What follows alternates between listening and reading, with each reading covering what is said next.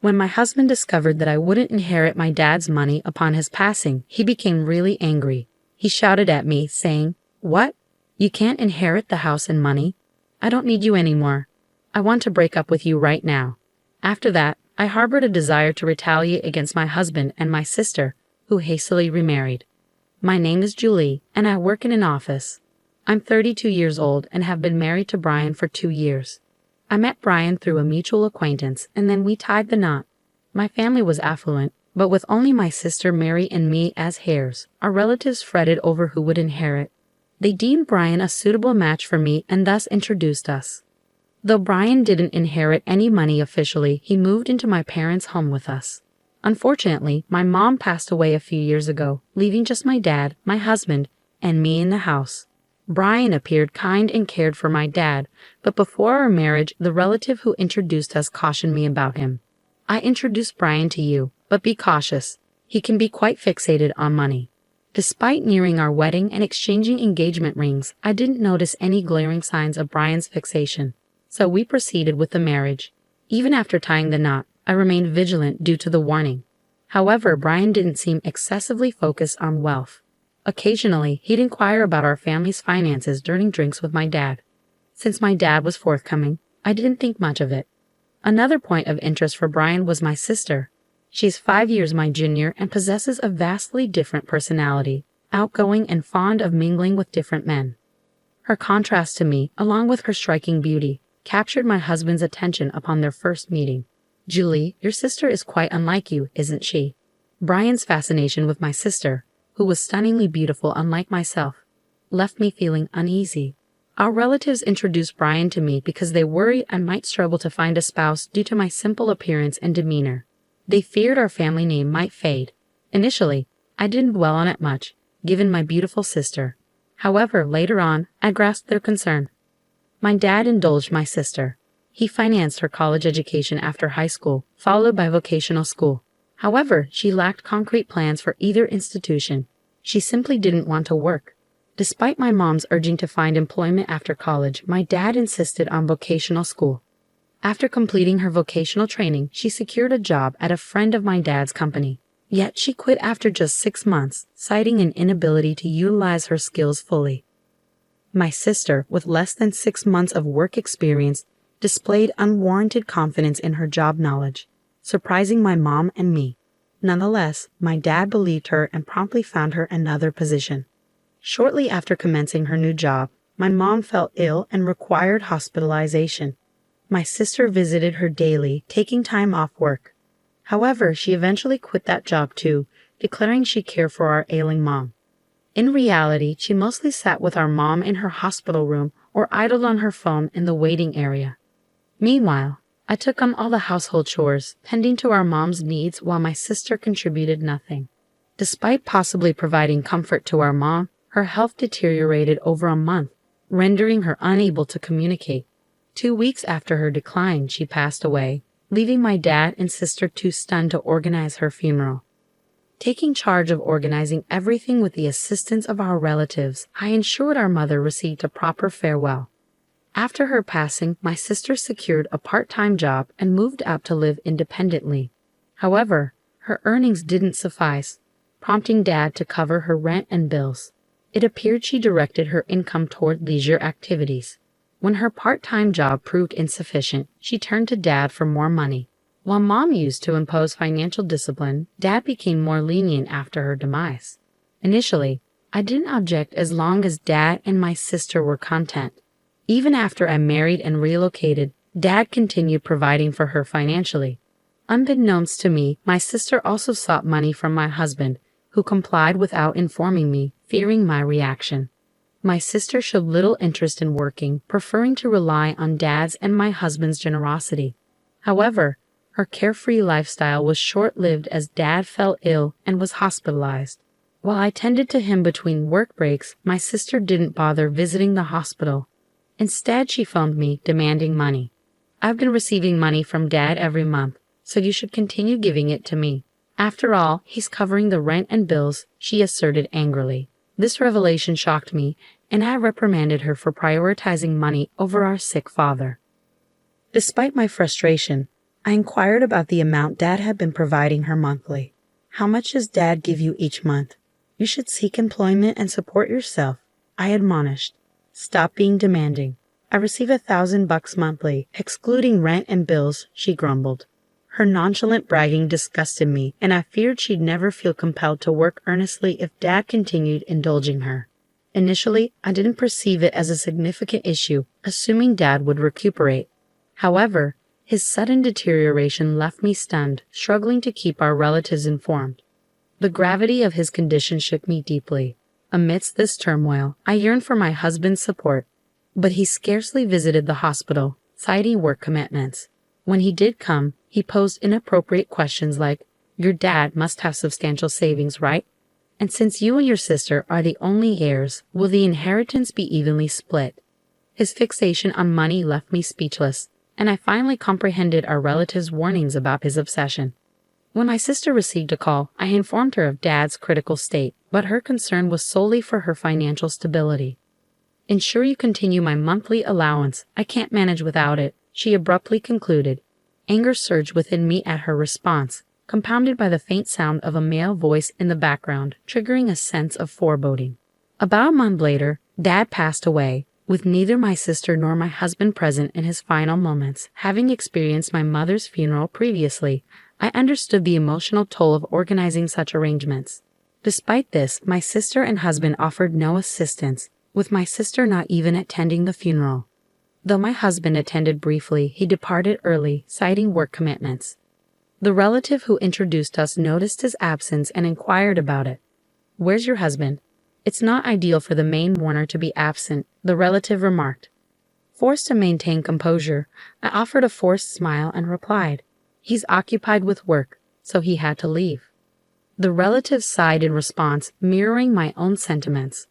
Following the funeral's conclusion, as I attempted to unwind, my husband smirked and queried, "So how much did you inherit? Even if you split it, you'll still receive a substantial sum, right?" Remembering the forewarnings from our relatives, it dawned on me that my husband was solely fixated on my father's wealth. Disappointed by his true intentions, I avoided giving him a direct response. "I'm not sure yet. My sister seems to be inheriting everything, and I might not receive anything. We haven't consulted the lawyer yet, and I'm still processing everything since the funeral just concluded," I stated, attempting to downplay the situation. My husband's expression lit up with eagerness as he discussed the inheritance, which infuriated me. Suppressing the urge to laugh out of frustration, I responded, "I don't know. It seems I might not receive anything, and frankly, your excitement over it is quite exasperating." Taking my words seriously, he exploded, "What? You're not inheriting anything. I don't want you anymore. Let's get divorced right away." Feeling equally fed up, I retorted, "Fine, let's do it. You only married me for my dad's money anyway. I'm filing for divorce." With that, I pushed the divorce papers toward him. Though he seemed taken aback, he proceeded to sign them without hesitation. After signing, he left, uttering, "I'll divorce you, who gets nothing, and marry your sister for her $1 billion inheritance." I paid his words no mind and headed straight to City Hall to file the divorce papers, finally liberated from my dreadful husband. The next day, he promptly married my sister. A few days later, my ex-husband called me, still under the illusion of the inheritance. He yelled, "When are we getting Mary her $1 billion? Hurry up." I had been anticipating his call, unwilling to reach out after his departure. Maintaining a composed demeanor, I replied, "Let's meet at my place this Sunday to discuss it. I've made preparations and have been waiting for you." Excited at the prospect of gaining wealth, Brian hung up. However, I couldn't wait to witness his reaction upon learning the truth. On Sunday, both Brian and my sister Mary arrived at our parents' house. Surprised to find a lawyer present, Brian attempted to maintain his composure, remarking, "I suppose legal counsel is necessary when dealing with substantial inheritances." As the lawyer began, Brian appeared puzzled. "While there is an inheritance matter, Julie has also filed a compensation claim against you," the lawyer declared, presenting Brian with dated photographs showcasing his visits to Mary's house. These photos evidence infidelity before the divorce, resulting in a compensation claim. Upon overhearing Brian discussing inheritance matters with Mary, I promptly requested the lawyer to investigate Brian's infidelity. Though he likely assumed my attention was consumed by my father's funeral, Brian and Mary met frequently at her residence. Armed with evidence, including photographs, I swiftly pivoted the conversation from inheritance to compensation, leaving both Mary and Brian dumbfounded. Brian quickly composed himself, stating, "Compared to the inheritance, compensation is negligible. I'll pay it immediately." As the lawyer handed him the compensation claim documents, Brian signed them without hesitation. Confirming his signature, I asserted, "I'll ensure you fulfill the compensation payment since you've signed it. However, enjoy your time with Mary, who won't receive a share of the inheritance." Upon learning she wouldn't inherit anything, Mary erupted, "What do you mean I'm not inheriting? I was supposed to receive $100 million. Brian's face flushed with anger. "It can't be true that there's no inheritance. I won't allow you to take it all." Calmly, the lawyer elucidated the situation to the enraged pair.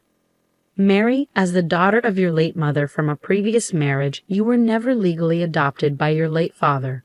Thus, there's no legal parent-child relationship, and you cannot inherit his estate."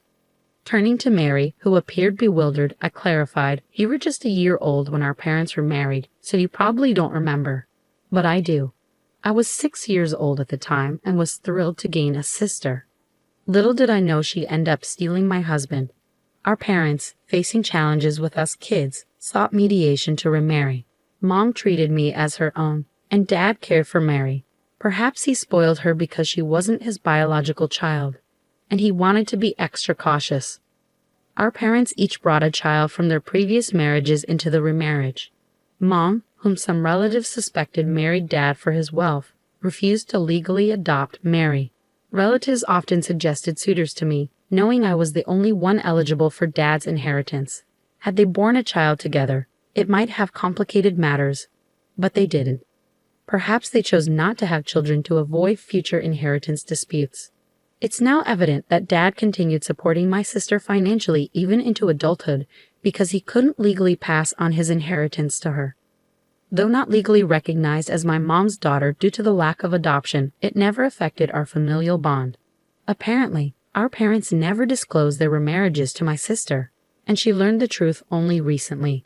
My ex-husband's complexion shifted from red to pale as the reality sunk in.